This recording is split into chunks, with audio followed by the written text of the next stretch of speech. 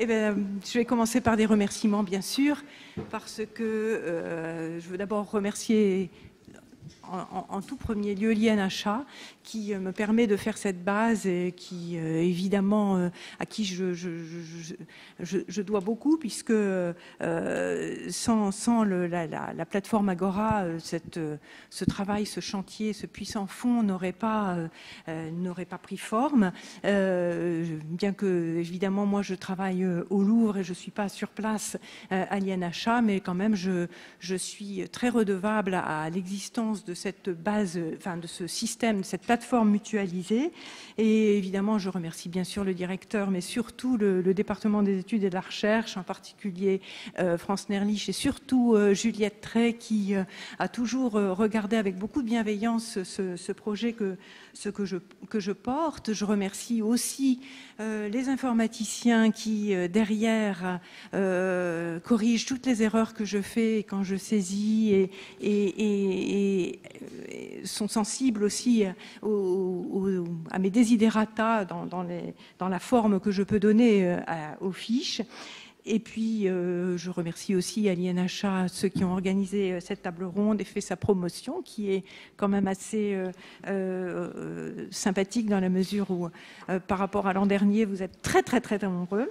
Et puis, je vous remercie, vous, d'être présents, de vous intéresser à ce sujet et de venir un petit peu voir où nous en sommes de ce grand chantier. Alors oui, c'est un grand chantier en effet, puisque si on reprend un peu l'histoire de la base du recensement de la peinture produite en France, mais qui s'appelait jusqu'à très récemment peinture française du XVIe siècle, ça commence en 2013, donc ça fait exactement 10 ans. C'est un projet qui a d'abord été porté au Louvre avec un mécénat de 3 ans, d'un temps partiel. C'était l'époque où Clara Marsal a travaillé avec moi pour le démarrage de cette base de données. C'était un peu l'âge d'or, je dois dire, parce que j'avais quelqu'un qui était sur place au Louvre et avec qui on a vraiment conçu les fiches telles que nous souhaitions les faire. Et puis au bout de 3 ans, le mécénat n'a pas été reconduit et jusqu'à très récemment, on peut dire que le projet a quand même souffert d'un manque de moyens humains, je veux dire, puisqu'il y a eu quelques étudiants, il y a eu quelques vacations, celle de Céline par exemple en 2019 ou 2020, je ne sais plus, 2020 ou 21, je ne sais plus. Il y a eu le passage de Vladimir Nessorov qui a été pensionnaire pendant plusieurs années comme doctorant. Mais en gros, l'ambition de ce recensement est très vaste. Je veux dire l'ambition au sens de le champ couvert est très vaste et les moyens humains sont quand même très réduits. Ceci dit, ça change et 10 ans après, il y a quand même un véritable souffle de bonheur qui frappe ce recensement, puisque Clémence Racah, qui est à ma gauche, vient d'intégrer l'équipe de l'INHA et est là pour plusieurs années et pour s'occuper de ces bases de recensement de l'histoire des collections, le rétif. Je suppose vous connaissez les répertoires des tableaux italiens, le répertoire des tableaux ibériques, le répertoire des peintures germaniques et aussi le recensement. Et elle a beau n'être arrivée qu'en juillet, elle a déjà vraiment fait sien ce chantier. Elle y travaille ardemment. Et puis, parallèlement, au département des peintures, au service d'études et de documentation, par miracle, est arrivée Aurélia Coandi, qui est dans la salle, qui parlera plutôt l'an prochain, parce qu'elle est arrivée en début septembre, pour s'occuper de la France du XVIe siècle, entre autres, puisqu'elle s'occupe aussi de l'art des Pays-Bas, mais donc qu'on peut consacrer 1 jour par semaine, c'est donc l'équivalent à peu près, c'est pas chronométré heureusement, 1/5 de son temps à l'enrichissement de la base. Donc voilà pour l'histoire. C'est vrai que c'est une base qui avance très lentement, qui n'a pas du tout le même profil que les autres bases de recensement de collection que j'ai citées. Je vais y revenir sur ces spécificités parce que j'y tiens beaucoup.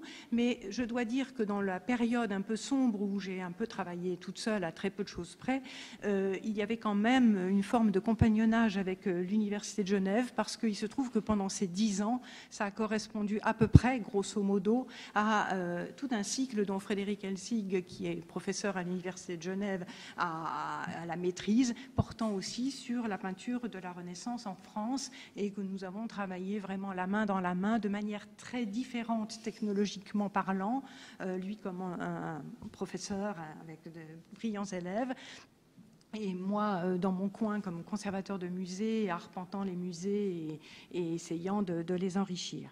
Et donc, voilà. Qu'est-ce qu'elle a de particulier, cette base, par rapport aux autres? Eh bien, ça n'est pas du tout un recensement de la peinture française conservée en France. Je dépasse très largement ça n'est pas le patrimoine français qui nous intéresse, c'est le XVIe siècle français. Et il y a aussi des tableaux, des verrières, les œuvres qui font l'objet d'une notice proviennent de toutes les provenances. Ce n'est pas, bien sûr, il y a une majorité d'œuvres qui appartiennent au patrimoine hexagonal, mais nous ne nous sommes pas privés de prendre des œuvres ailleurs. Pourquoi? Parce que cette base, son idée, c'était de se pencher sur ce qu'est la production picturale française du XVIe siècle et se priver du volet d'un retable qui se trouve à Houston ou à New York ou d'une œuvre extrêmement importante qui se trouve dans une collection particulière en Italie. J'y reviendrai par exemple avec l'histoire du maître de Flore. C'était trop idiot. On est à un stade assez formidable de l'étude de la peinture française du XVIe siècle où il y a encore, je dirais, sans me tromper, 90% de la production qui est anonyme. Donc, on a absolument besoin de créer des groupes, de rapprocher des œuvres, et on ne va pas se priver d'aller les chercher à l'étranger si elles sont là pour éclairer le sujet. D'autre part, c'est une peinture au sens très large, je vais aller vite là-dessus. Bien sûr que c'est les tableaux de chevalet, mais c'est aussi la peinture murale, mais c'est aussi l'enluminure quand elle est pas forcément archi-répétitive, mais enfin, c'est aussi l'enluminure, c'est aussi la tapisserie quand il s'agit, par exemple, de tentures de chœur ou de grandes tentures mythologiques. C'est aussi le vitrail, qui est la grande expression monumentale de la peinture française du XVIe siècle. Donc, c'est très vaste techniquement, c'est très vaste géographiquement, et ça brasse un nombre considérable d'œuvres de qualité variable et pour lesquelles la connaissance est quand même encore très, très restreinte. Il y a quand même des points communs, des points positifs qui sont d'abord l'apport de 109 et de la jeune génération qui se passionne pour ce sujet. Il y a aussi le fait que les licences photographiques, enfin, il est beaucoup plus facile aujourd'hui d'illustrer les fiches qu'au déparrage de cette base de données. C'est-à-dire qu'aujourd'hui, on insère très facilement, enfin assez facilement, les photos qui illustrent les fiches, ce qui est quand même considérablement intéressant. Et donc aujourd'hui, c'est les 10 ans de cette base. Il y a encore énormément à faire. Mais on va vous montrer un petit peu dans quel sens on part. Elle a été rebaptisée dans le courant de cette année recensement de la peinture produite en France. Au départ, on avait appelé ça la peinture française par facilité. Il est évident que si on enlève les artistes étrangers actifs en France, on a une image totalement fausse de la peinture française du XVIe siècle et que, bien sûr, les Italiens, c'est très connu, mais ils sont loin d'être les seuls. Il y a beaucoup de nationalités, et en particulier des Nordiques, mais aussi des Anglais. Enfin, tout ce qui est fait sur le sol français, en termes de peinture, nous intéresse. Voilà. Comment est-ce qu'on procède? Dans le principe, on procède de manière géographique. On a commencé par des régions Champagne, Bourgogne. Pourquoi? Parce qu'au point de départ de cette base de recensement, l'idée était quand même de sortir de l'idée reçue que la France du XVIe siècle, c'était l'école de Fontainebleau et le portrait autour de Clouet et Corneille de Lyon. Ça, c'est une image qu'on veut absolument battre en brèche parce qu'elle est fausse et elle est vraiment restrictive. Donc, on n'a pas commencé par ce qui était le plus simple, enfin, le plus évident, justement. On a voulu montrer qu'il y avait une peinture religieuse, une production religieuse dans différents foyers en région, qui nous arrive encore d'appeler provincial, mais ça, pas du tout avec mépris.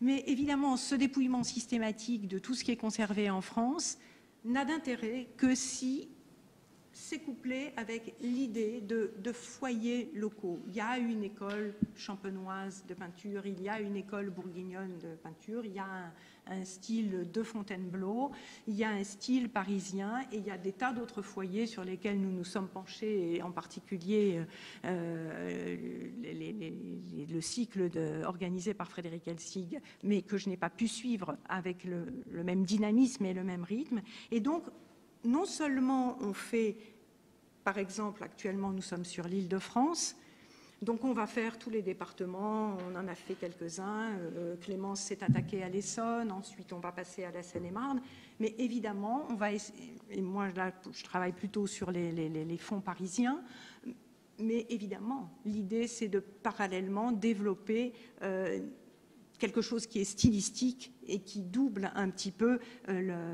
le dépouillement systématiquement géographique qui est assez rébarbatif et pénible.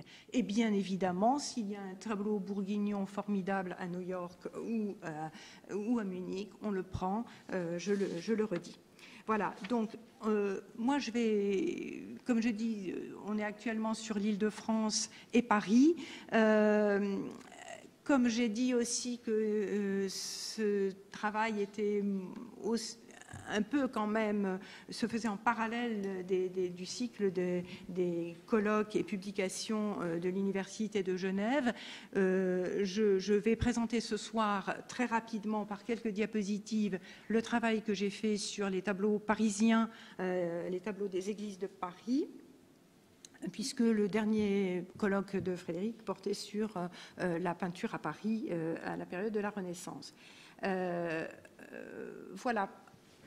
Oui, c'est ça. J'ai fait un petit montage d'un certain nombre de tableaux qui ont été catalogués, certains bien connus, d'autres moins. Voilà, je passe tout de suite à la diapositive suivante pour montrer une spécificité de cette base aussi. Là, je montre un tableau de Notre-Dame, le tableau de Jérôme Franken de Notre-Dame, et je montre à droite la fiche correspondant à une œuvre perdue et mentionnée dans les sources anciennes.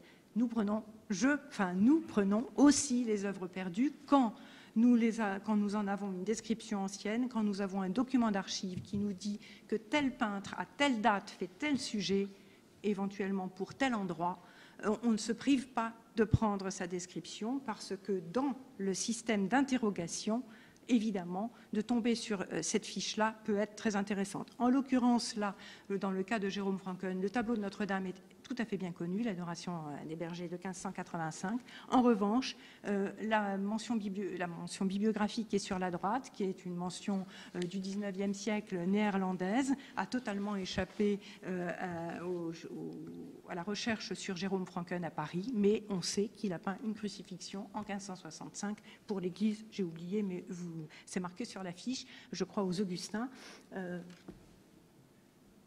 Oui, aux Augustins, et c'est évidemment important parce que vu le nombre de tableaux qui nous passent entre les mains, sous les yeux, une crucifixion de 1565 qui a un petit côté parisien mais un petit côté anversois puisque Jérôme Franken vient d'Anvers, ça peut permettre la relation entre un document perdu et une œuvre qui se présente à nous. Là, vous allez voir, parce que c'est une série 4 mises au tombeau, enfin déplorations. Le plus célèbre, enfin une des très célèbres, qui est celle qui apparaît en haut sur le listing. Le tableau suivant en dessous, c'est le tableau de Luca Penny de Lille. Donc, vous ne le trouvez que comme localisé à Lille, alors que c'est un dépôt de 1801, je crois, du Muséum central au musée de Lille. Donc il peut tout à fait échapper aux recherches. Si vous interrogez Penny Paris, vous n'allez pas trouver les tableaux que Luca Penny a peints pour une église de Paris, puisqu'il se trouve qu'il est à Lille. Le troisième est un tableau peint, catalogué comme autour de Cousin, et le quatrième est une hypothèse que je fais. Donc il y a des choses sûres, puis il y a des choses qui sont des hypothèses. Comme c'est pas très marrant de voir ces listes, je vous montre quand même très rapidement de meilleures photos des œuvres en question. Le tableau de Saint-Médard, qui est le seul tableau, à notre connaissance, parisien, qui se trouve dans l'église pour lequel il a été peint. Et c'est vraiment le seul cas de figure connue. Le tableau du dessous de l'orbite cousinesque, on y reviendra, je crois, probablement peint pour les Chartreux. Le tableau de Luca Penny dont je parlais, qui vient d'une église détruite de Paris, Saint-Sépulcre. Et puis en dessous, le tableau de Bâle, un tableau assez lourd, totalement anonyme, comme flamand dans les réserves du musée de Bâle, que j'imagine pouvoir, enfin que je sens, et là c'est une forme d'hypothèse de travail qui pourrait provenir d'une église de Paris. En tout cas, il a un style qui me semble compatible avec la peinture parisienne des années 1530. Donc, il y a des choses sûres, il y a évidemment des choses qui sont de l'ordre de l'hypothèse, et c'est là qu'il y a dans le travail de cette base une forme d'esprit critique et d'esprit inventif, pour le meilleur comme pour le pire.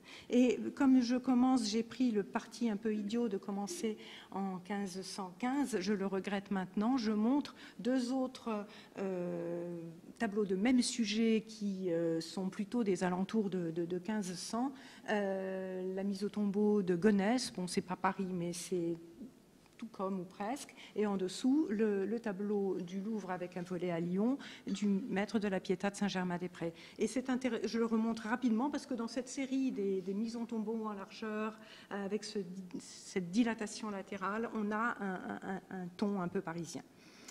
Qu'est-ce qu'il y a d'autre dans la base? Eh bien, il y a des tableaux comme là je vous ai fait la sélection de ce tableau de Charles d'Origny, qui a été réidentifié quand même au milieu du XXe siècle, la mise au tombeau de l'église Sainte-Marguerite, pour laquelle je propose un rapprochement avec une gravure, cette diapo-là sera plus explicite, qui est une gravure d'un graveur anversois qui passe à Paris, Peter van der Heyden, dans les années 1550, gravure qui a quelque chose à voir avec le tableau de Dorigny de l'église Sainte-Marguerite, mais qui présente aussi des différences, à tel point que l'hypothèse actuelle, c'est que c'est une gravure qui documente, sans invenitt, qui documente une autre version, probablement par Charles d'Origny, peut être faite pour une autre église de Paris.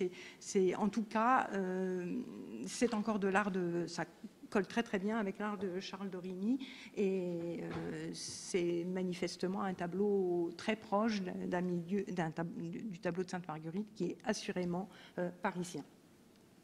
Autre exemple où la gravure sert à quelque chose, le tableau de l'église de Saint-Méry, cette prédication de Saint-Pierre qui est plus tardive, qui avait la réputation d'être de la seconde école de Fontainebleau, anonyme, et que j'ai pu mettre en relation récemment avec cette gravure de Leclerc, enfin de la firme des Leclerc, éditée assez tard, une gravure de la rue de Montorgueil. La peinture à Paris au XVIe siècle, c'est aussi ça, c'est aussi des grands tableaux d'émail.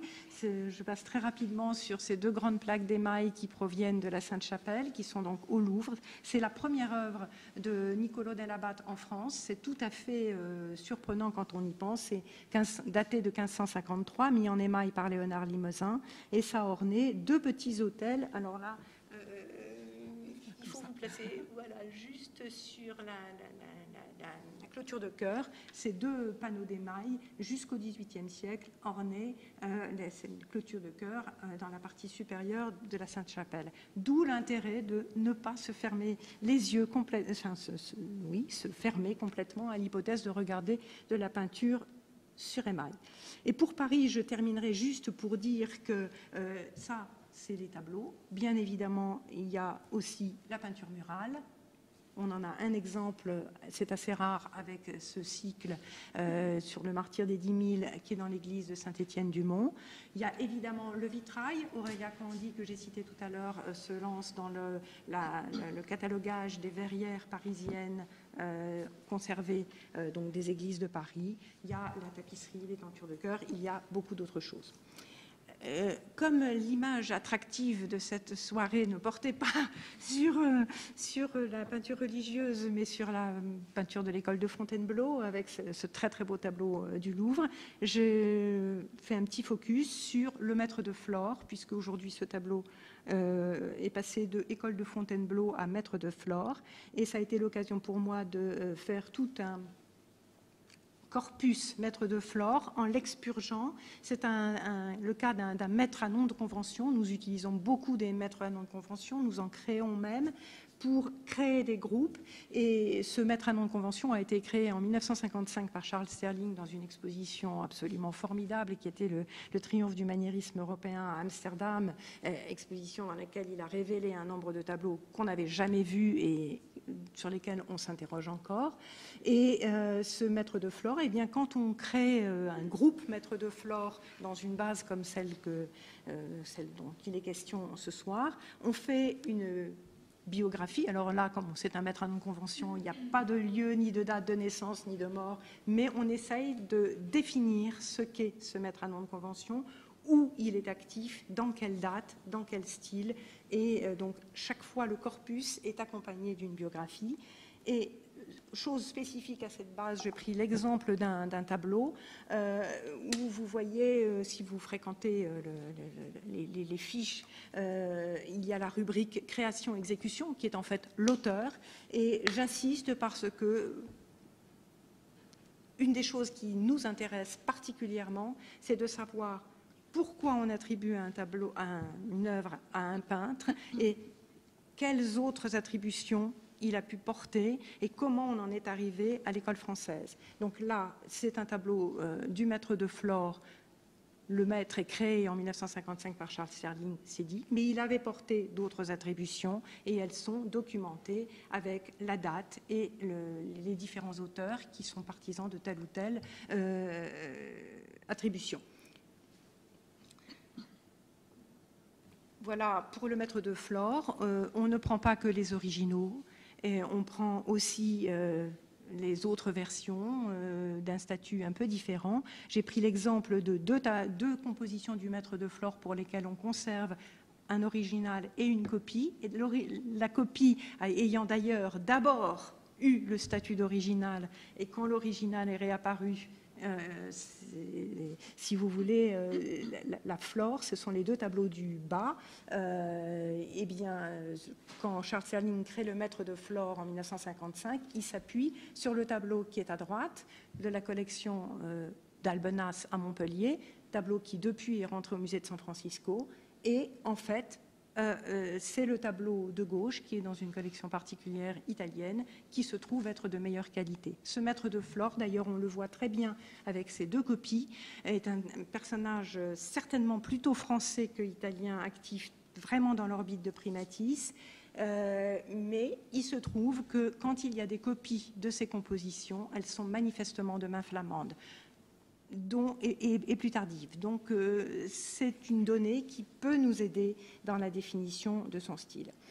Et puis, il y a des nouveautés. Donc, la Leda, qui est à la National Gallery de Londres, d'après Michel-Ange, que pour l'avoir vue plusieurs fois, je crois être vraiment de la même main que la Charité du Louvre, enfin, donc de la main de ce maître de Flore tel que il est restreint ici. Et en dessous, une hypothèse, non pas pour attribuer au maître de Flore la toilette de Vénus qui est au Louvre, mais que c'est peut-être dans son entourage. C'est un artiste qui compose de manière très imperceptible, en prenant des motifs à droite et à gauche. On pourrait dire qu'il est éclectique, mais alors s'il y a une expression vraiment, la quintessence de l'esprit de l'art de Fontainebleau, c'est bien chez ce peintre qui crée en picorant à droite et à gauche, qui recompose un style tout à fait particulier. Et puis, il y a aussi des tableaux qui se sont appelés Maîtres de Flore. Vous avez sur la droite un Lot et ses filles que Charles Sterling avait intégré dans son premier groupe du Maître de Flore en 1955. Et dès 1961, Madame Béguin, dans un article qu'il consacrait à l'artiste, disait: il y a à boire et à manger, en gros, dans le Maître de Flore. C'est-à-dire, c'est trop composite pour n'être qu'une seule personne. Et Le Lot et ses filles, tableau que je n'ai jamais vu, que j'aimerais beaucoup pouvoir voir, qui est dans une collection parisienne, mais auquel je n'ai pas accès,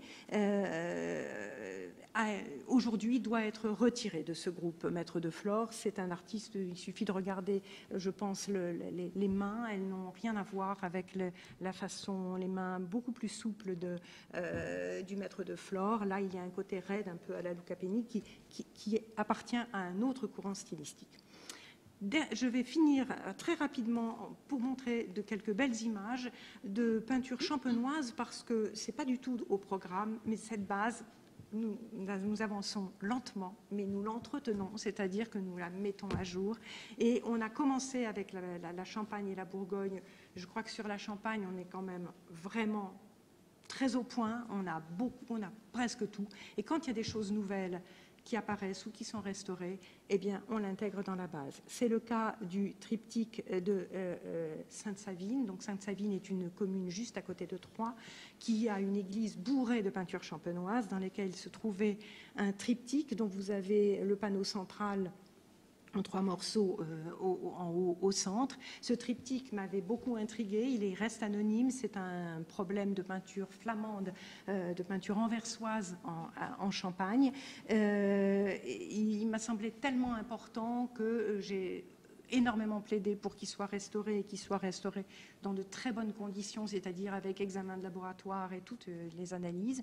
Et c'est un peu comme le recensement. Ça a pris 10 ans pour en arriver là. Il est restauré, le cadre a été restauré, le cadre est original, il a été complètement démonté et il a beaucoup gagné, mais comme vous voyez sur cette photographie, les volets, les revers des volets de cette annonciation, il ne reste pas énormément de choses, mais ça a été bien sauvé et très bien restauré. Je crois que c'est vraiment...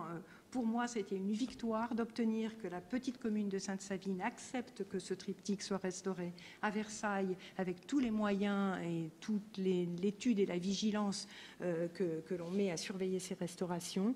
Et je trouve ça formidable. Autre petite actualité, Frédéric, qui va t'intéresser, c'est ce portement de croix du musée qui a été donné au musée de Castres il y a une quinzaine d'années de Grégoire Guérard, donc artiste hollandais actif en France dans la première moitié du XVIe. Ce tableau a été donné à Castres parce que, à l'époque, il passait pour être espagnol. Depuis, on a compris que ce n'était pas espagnol, mais que ça correspond à une partie, le début de la carrière de Grégoire Guérard. Et on sait qu'il a été, c'est la partie gauche d'une composition plus large, dont la partie droite se trouve au musée d'Alger. Je ne sais pas si tu as déjà eu une image en couleur. Voilà, c'est la première. J'ai enfin réussi à avoir une image en couleur. Elle est un peu de biais, mais enfin, quand même, ça nous donne une idée du complément de ce portement de croix très en largeur.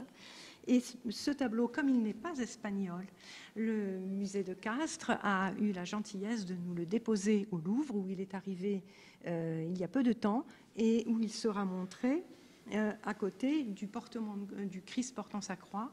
Donc le tableau de Castres est de 1512, le tableau de droite, qui est le seul tableau de Grégoire Guérard que le Louvre a acheté, date de 1532 ou 33. Les deux correspondent à deux périodes de l'activité de Grégoire Guérard à trois, le début, la fin, avec le même sujet. Je serais très contente de faire cet accrochage. Pour l'instant, ce n'est pas tout à fait prêt. Je reviens en arrière parce que cette très bonne photo montre que le panneau a ses bornues en haut et en bas, mais qu'il a été coupé, bien sûr, à droite pour faire le tableau qui se trouve aujourd'hui à Alger, mais aussi à gauche. On le voit très bien, on a des bornues qu'en haut et à droite. Et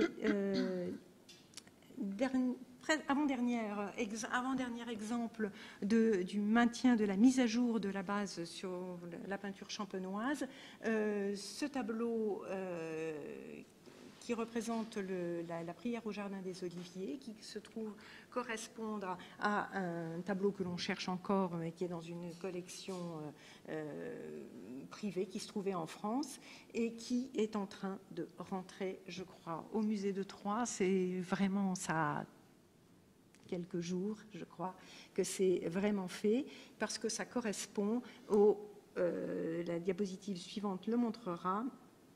C'est un panneau qui, par chance, nous est parvenu recto verso. On a le volet avec la grisaille, malheureusement en mauvais état, très abîmé probablement par le feu, qui correspond au volet droit qui était déjà conservé. Pour la partie grisaille, pardon, je ne suis pas très claire, c'est-à-dire l'image qui est en bas à droite, au musée de Troyes, et ça provient du même triptyque. Il reste à trouver, évidemment, le panneau central. Voilà. C'est aussi pour ça qu'on a un plaisir, enfin on n'est pas nombreux, mais on a beaucoup de plaisir à faire cette base, parce que ça montre à l'évidence que on est en train de reconstituer un puzzle, et quelquefois ce sont vraiment des morceaux d'une même œuvre qui nous manquent. Et autre petite nouveauté, une autre version d'une composition connue de Grégoire Guérard, mais je veux aller vite, et je vous le promets, c'est la dernière image pour montrer une découverte dans nos réserves de Camille Lara que j'aurai l'occasion de présenter juste dans un instant. Tableau qui se trouvait chez nous comme anonyme allemand et qui est en fait, par sa connaissance de la peinture bourguignonne, elle a suivi les cours, etc. et beaucoup travaillé sur la peinture bourguignonne du XVIe siècle. Elle a repéré que c'était un tableau, un volet là aussi, d'un maître dijonnais qu'on appelle le maître de Commarin, qui avait été complété avec des portraits ultérieurement. Et elle a fait l'analogie, peut-être sans doute d'ailleurs avec le tableau que je montre en analogie. Voilà. Pour vous dire que on va lentement, mais on ne cesse d'enrichir ce qui est soi-disant déjà terminé. Donc les bases de données, c'est jamais fini. Ça, je crois qu'il faut accepter que ça n'a de sens que si c'est mis à jour, parce qu'une base de données qui n'est pas mise à jour tombe absolument en désuétude, et que c'est un outil de travail pour nous, c'est un outil qui nous fait avancer en permanence sur les tableaux, même sur ceux qu'on pensait connaître bien. Voilà, je passe la parole à Clémence, donc j'ai peut-être été très longue, je ne sais pas, qui a pris le train en marche et qui s'est lancée dans le dépouillement de l'Essonne et qui va nous montrer sa première moisson. Bonjour à tous.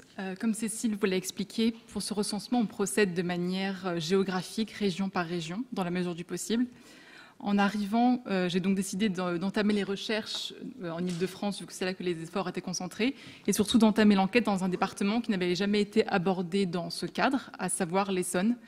L'Essonne qui s'appelait encore la Seine-et-Oise jusqu'en 1964 et qui s'étend sur 4 régions historiques, à savoir le Gâtinais, la Beauce, le Hurepoix et la Brie. J'y ai trouvé quelques tableaux, mais surtout des vitraux et des peintures murales plus ou moins belles, plus ou moins bien conservées, mais toujours très intéressantes. Je vais d'abord me concentrer sur la ville d'Étampes, où j'ai repéré plusieurs œuvres vraiment très intéressantes, plus ou moins bien connues. Étampes est un comté très dynamique à partir de la seconde moitié du XVe siècle et jusqu'au XVIe siècle inclus, en pleine reconstruction à la suite de la guerre de Cent Ans, avec beaucoup de campagnes de restauration et d'édification de bâtiments religieux. Donc territoire très dynamique. La première œuvre que je voudrais vous présenter est un tableau. Je vous le montre aussi bien pour son intérêt que pour le mystère de sa localisation, que je n'ai pas réussi à le trouver là où il était censé se trouver à Étampes. C'est donc en quelque sorte un avis de recherche. C'est donc une très belle, comme vous pouvez voir, une très belle Vierge, une présentation de la Vierge au Temple, une huile sur bois classée avec son cadre d'époque. C'est une très belle peinture dans un style, si je puis dire, très français, avec les portraits qui sont vraiment très beaux de la donatrice et probablement de sa fille. Je n'ai donc pas pu l'observer en vrai. Selon la base Palissy, l'œuvre est censée se trouver dans la sacristie de l'église Saint-Gilles à Étampes. Je n'y ai pas trouvé lors de ma venue. Et les paroissiens sur place n'avaient jamais vu ce tableau. J'ai poursuivi l'enquête aux archives de la médiathèque du patrimoine, où j'ai retrouvé un courrier qui, en 1976, mentionnait déjà que l'œuvre n'avait pas été trouvée sur place. Elle n'est pourtant toujours pas déclarée comme volée sur Palissy. Donc l'enquête se poursuit. Elle est surtout très intéressante parce que, donc, je le rappelle, le cadre est également classé, il est d'époque, et il porte des inscriptions. Je n'ai donc pas pu les observer de visu, et les photographies que j'ai à disposition ne me permettent pas vraiment, en tout cas moi, ne me permettent pas de lire ces inscriptions. Je dois donc me reposer sur un article qui a été publié en 1912 dans le bulletin de la Commission des Antiquités et des Arts de Seine-et-Oise en 1912. Donc, si l'on fait confiance à cet article qui tente une transcription de ces inscriptions, on y lirait la date de 1566 et surtout une mention très intéressante selon laquelle il s'agirait d'une donation donc faite par la donatrice représentée ici au Cordelier d'Étampes, ce qui nous fournirait donc un très beau jalon daté et à la provenance, à la destination identifiée. Et ça constituerait un des rares tableaux, même le seul tableau pour l'instant que j'ai trouvé en Essonne, qui aurait été destiné à la ville dans laquelle il est toujours censé se trouver. Donc, si vous avez vu cette œuvre, on pourrait en discuter par la suite. On veut une image couleur. Oui. La prochaine œuvre que je vais vous montrer, c'est peut-être l'œuvre la plus connue, une des plus connues en Essonne. Il s'agit de la Verrière des Sibylles, qui est conservée, abritée dans la collégiale Notre-Dame d'Étampes. Donc évidemment, l'iconographie des Sibylles est très répandue à la fin du Moyen-Âge et à la Renaissance.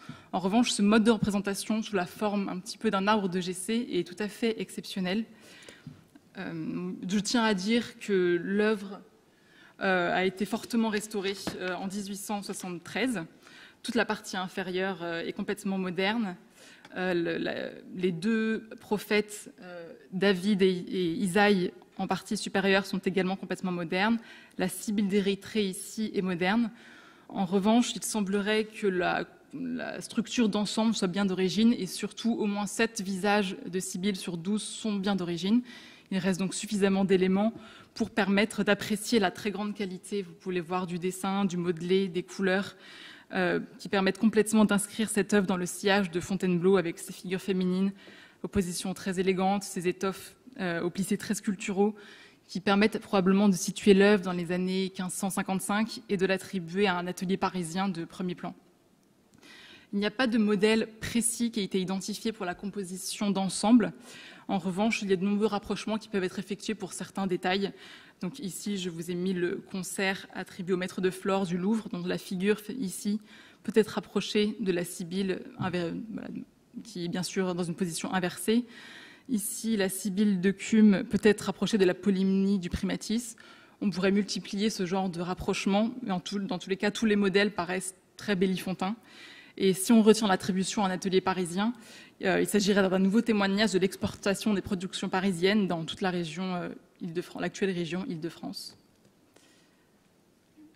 La Polymnie. La prochaine œuvre que je vais vous montrer se trouve toujours dans la collégiale Notre-Dame d'Étampes. La collégiale abrite plusieurs peintures murales, dont au moins 2 sont datables du XVIe siècle. Cette première se situe au-dessus de la porte qui mène vers l'ancienne chapelle du Saint-Sépulcre. On y voit une foule, une architecture palatiale, des soldats. La scène représentée a fait l'objet de nombreux débats dans son identification depuis le XIXe siècle au moins. On y a vu un concile de Trente, une entrevue entre le pape Léon X et François Ier, un concile d'Étampes qui s'est tenu à Étampes en 1130. Il s'agit en réalité d'un excès homo, il n'y a pas tellement de doutes là-dessus. On peut voir Pilate ici qui prononce excès homo. On devine une flagellation du Christ au fond. Il n'y a donc pas tellement d'erreurs possibles. Les observateurs ont dû être induits en erreur par l'absence du protagoniste principal, qui était en réalité sculpté. Il se trouvait à l'emplacement actuel de la Vierge de Pitié qui vient d'un autre ensemble. Et alors ça, on le sait par le compte de fabrique qui a été conservé pour l'année 1513-1515, qui mentionne qu'un sculpteur, Claude Chantreau, a été chargé de réaliser une sculpture d'un Christ de l'excès homo, sculpture qui devait être polychromée par le peintre Henri Requin, qui était également chargé de la réalisation de la composition d'ensemble à l'arrière. Il s'agit donc d'une œuvre vraiment intéressante puisqu'elle fournit des bornes chronologiques très précises. Elle illustre le rapport entre la peinture et la sculpture qui était plus fréquent que ce qu'on peut imaginer en France à la Renaissance au vu du peu de vestiges qu'on en conserve. Donc je vous montre quelques détails. Elle témoigne aussi de la rapidité de la circulation des modèles. Donc elle date la peinture des années 1513-1515, sachant que le groupe d'hommes visible ici est directement inspiré de l'excès homo de la Grande Passion de Dürer, donc gravé à peine une quinzaine d'années auparavant. Quelques autres très jolis détails. Et la prochaine peinture murale que je vous montre, qui donc est également abritée dans la collégiale Notre-Dame d'Étampes, représente une scène du martyre de Sainte-Julienne. On y voit la sainte martyrisée par deux bourreaux. Julienne faisait l'objet d'un culte qui était bien présent à Étampes et en Essonne en général. Son crâne est conservé dans l'église du Val-Saint-Germain, qui est située non loin, et une confrérie de Sainte-Julienne existait à Étampes, dont l'autel était justement abrité dans la collégiale. Cet autel devait être situé très probablement non loin de la peinture. En tout cas, une niche qui est située sous la peinture, donc qui n'apparaît pas ici sur la photo, devait abriter les burettes eucharistiques, témoignant de l'usage liturgique de cet espace. Donc, c'est un format carré qui... Je pense que l'œuvre devait faire partie d'un ensemble plus important, avec une succession de scènes illustrant la vie et le martyre de Sainte-Julienne.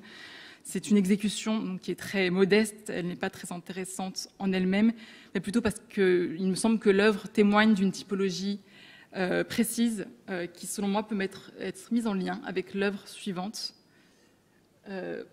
qui représente cette fois-ci un martyr de Sainte-Barbe, conservé dans l'église de Wissous. Donc nous ne sommes plus à Étampes. Sur un mur, donc, on peut voir le martyr de cette sainte, dont le culte était lui aussi très répandu en Essonne. On y voit une succession de scènes qui se lisent de gauche à droite, comme ça, et de droite à gauche, qui racontent la vie et le martyr de Sainte-Barbe, avec des bandeaux portant des inscriptions en caractère gothique, décrivant les scènes représentées. Là encore, l'exécution est très naïve, d'autant que l'œuvre est vraiment très restaurée. On le devine sur la peinture, mais c'est encore plus flagrant sur place.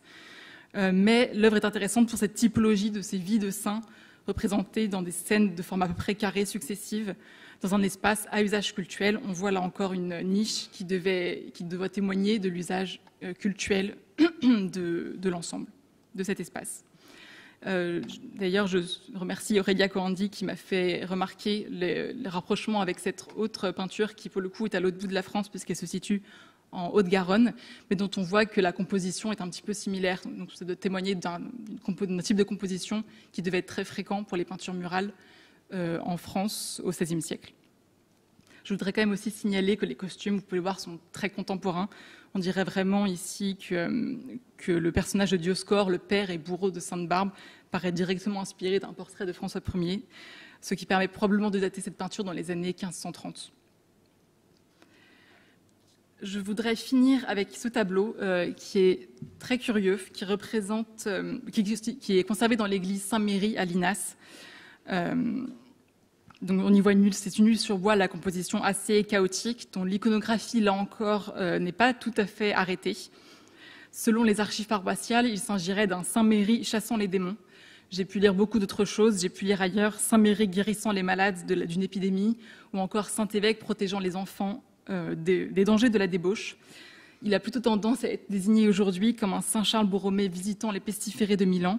Il a en tout cas été présenté sous ce titre dans une exposition qui s'est tenue en 1996, qui était consacrée aux saints en Essonne, qui avait été organisée par la ville de Lys. Saint-Charles Borromée était archevêque à Milan lorsque la ville a été touchée par la peste en 1575. En tout cas, la peinture, c'est un des saints les plus populaires de la Contre-Réforme et il a été énormément représenté en peinture à partir de sa mort en 1584. Ce qui plaide pour une datation tardive de ce tableau. Le style général, les couleurs très acides, le modelé font vraiment penser à la toute fin de la période qui est prise en compte dans le cadre de ce recensement, à savoir autour de 1600, toute fin 16e, début 17e siècle. Là encore, je ne connais vraiment rien de semblable. Donc, c'est également un appel à témoins. Si vous avez des idées d'identification de l'iconographie, de datation, de modèles éventuels, n'hésitez pas à nous le signaler. On a quelques autres détails. Donc, cette première enquête en Essonne m'a permis de découvrir des œuvres avec aux typologies et aux datations très variées. Peu de tableaux, mais beaucoup de peintures murales et de vitraux. Là, je n'ai montré que l'arbre des Sibylles, mais il y a d'autres vitraux très beaux et de grand intérêt, parfois plus connus en Essonne, à Épinay-sur-Orge, à Saint-Michel-sur-Orge, à Marolles en Hurepoix. On a encore peu de noms d'artistes. Il est difficile pour l'instant de conclure à l'existence d'une importante production locale. En ce qui concerne les vitraux, au-delà des temples, il semble que la majorité ait été fournie par des ateliers parisiens. A priori, il n'y a pas eu tellement d'ateliers locaux. Les premiers résultats de cette enquête sont de toute façon consultables sur Agora très bientôt. Voilà. Je vais laisser la parole à Camille Lara. C'est la parole à Camille. Camille Lara est donc quelqu'un qui est une élève de Frédéric Helsing, qui a soutenu sa thèse sur Simon de Chalon et qui travaille ardemment sur la France du XVIe siècle et actuellement beaucoup sur le portrait. Il en sera question dans d'autres communications. Elle s'est, je crois, en tant qu'étudiante, elle a dû consulter la base de données dans son travail. Elle fait partie des gens qui l'utilisent régulièrement et elle a décidé de faire une étude tout à fait originale sur le portrait qui ne se fait pas du tout à la cour, le portrait. Alors, on va prononcer le mot provincial français du XVIe siècle, c'est-à-dire qu'elle a fait son enquête beaucoup dans toutes les régions, en gros tous les portraits anonymes qu'elle a pu trouver dans tous les musées de région et pas seulement dans les musées d'ailleurs.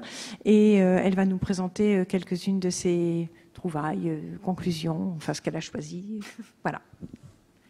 Merci beaucoup. Bonsoir tout le monde. Effectivement, j'arrive au bout de 2 ans de recherche sur ce recensement et catalogue de portraits peints, et donc portraits j'entends autonomes et parfois de groupes, en province. Je voulais simplement vous présenter une espèce de synthèse dans le temps qui m'est imparti.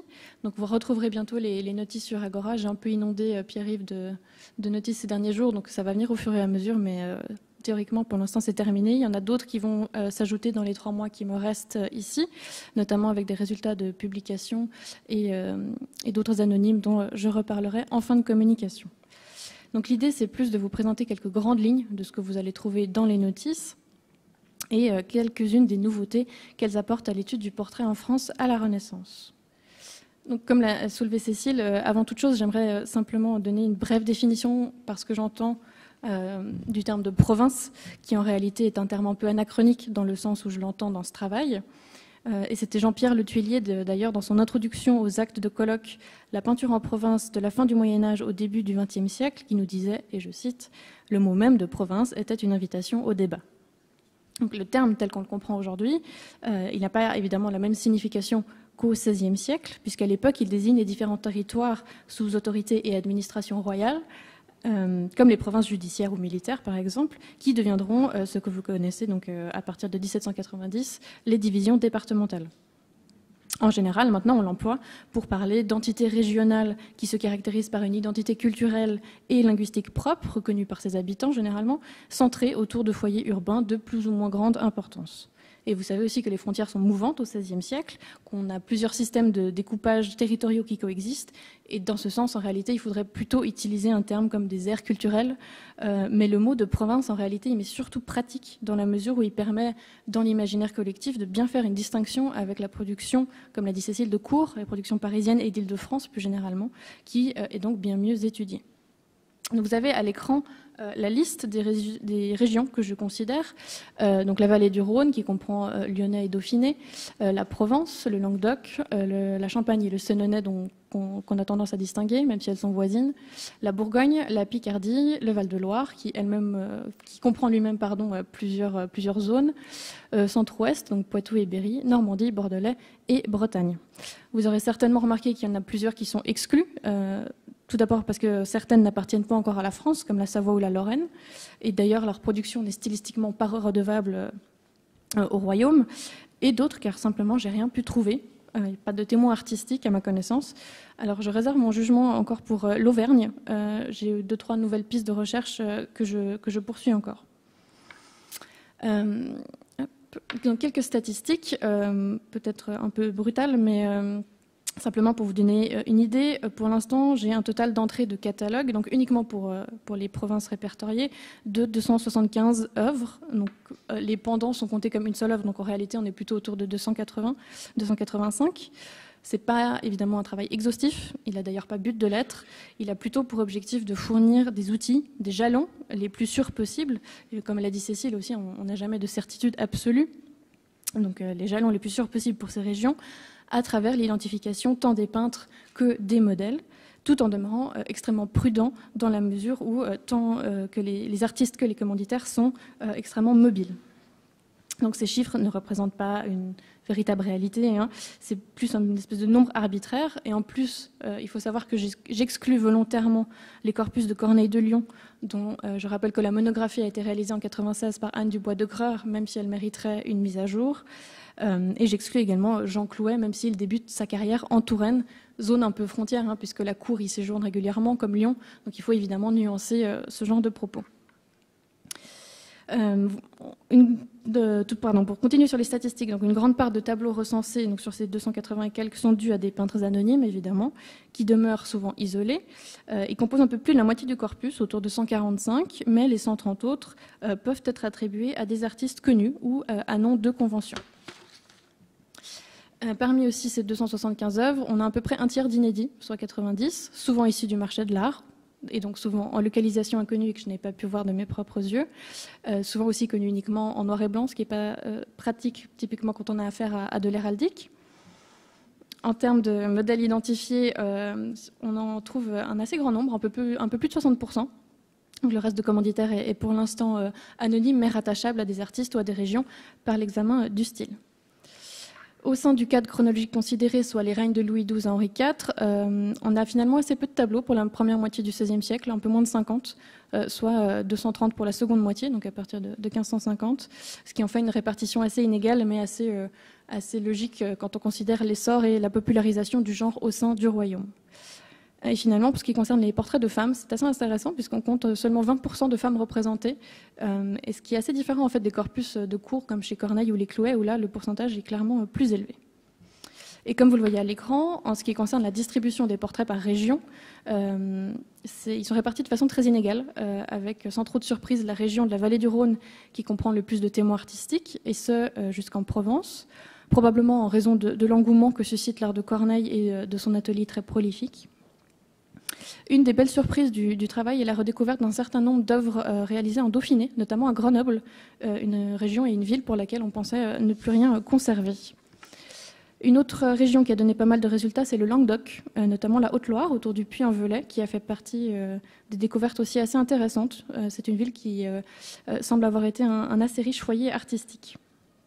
En revanche, vous le voyez aussi que d'autres régions demeurent encore très mystérieuses. Vous le voyez avec le très petit nombre d'œuvres recensées, par exemple en Bretagne, en Normandie ou en Bordelais, ce qui laisse envisager qu'en dehors des destructions, des déplacements ou encore des pertes, les commanditaires étaient peut-être davantage enclins à entreprendre un trajet jusqu'à Paris pour s'y faire portraiturer, puisque la ville demeure peut-être, dans l'esprit de certains, voire de beaucoup, la capitale artistique.